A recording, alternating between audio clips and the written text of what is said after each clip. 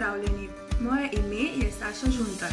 Vem, da imate na izbiro mnogo psihoterapevtov in da vam lahko energija nekaterih enostavno paše, energija nekaterih pa vas lahko odbija.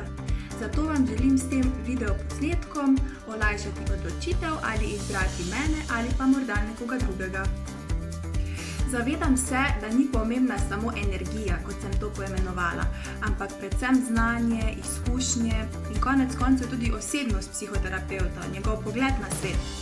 Prvo in drugo si lahko preberete v mojem opisu, ostalo pa vam predstavljam tukaj.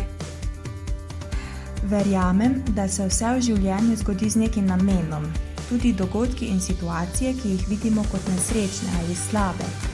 Trpljenje vidim kot nekaj, kar je najtežje osmisliti, hkrati pa se zavedam, da tega ne more narediti nihče drug kot trpeči človek sam.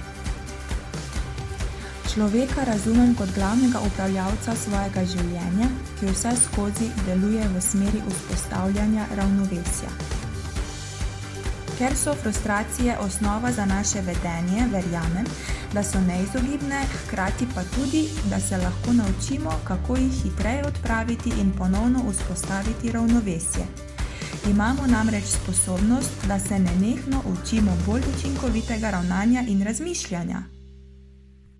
Ravno o tej sposobnosti in lastnosti človeških možganov govori sodobna nevroznanost.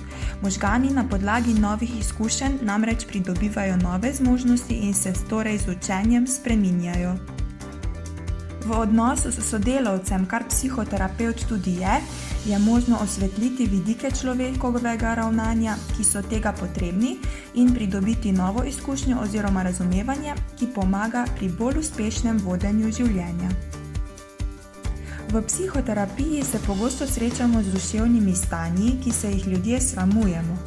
Odprtost za vse, kar je človeško, mi pomaga pri soočanju z dejstvom, da smo vsi krvavi pod kožo in da je vse, kar delamo, naš najboljši poskus zadovoljevanja naših temeljnih potreb.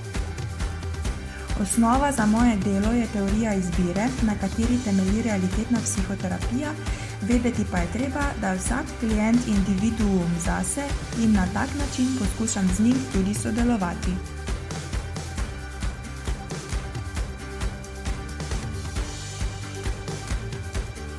To je bilo nekaj mojih pogledov in upam, da se boste glede na povedano lažje odločili, ali bi lahko bila vaša sodelavka ali ne. Seveda je pomembno, da najdete takega psihoterapevta, ki ga lahko začutite.